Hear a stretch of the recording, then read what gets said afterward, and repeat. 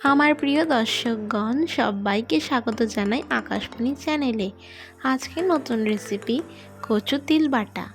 প্রথমে আমরা পেস্ট বানানোর জন্য নারকেলটাকে ছোট ছোট করে চাকুতে কেটে দিচ্ছি।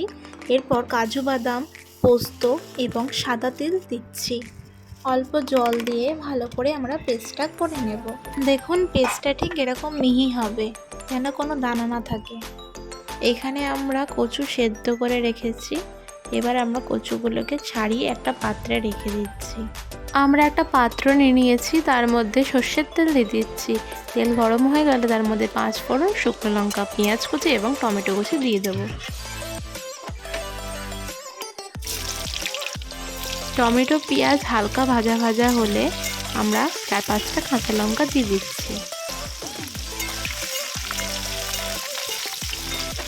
হালকা নাড়াচাড়া করে তার মধ্যে 1 চামচ লবণ আর হলুদ দিয়ে দিচ্ছি।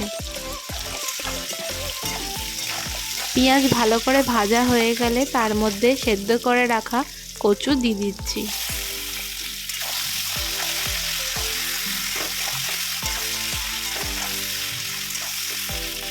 এক মিনিট মতন ভালো করে নাড়াচাড়া করার পর তার মধ্যে স্বাদ মতন লবণ, কাশ্মীরি লঙ্কার গুঁড়ো এবং জিরের গুঁড়ো দিয়ে দিচ্ছি।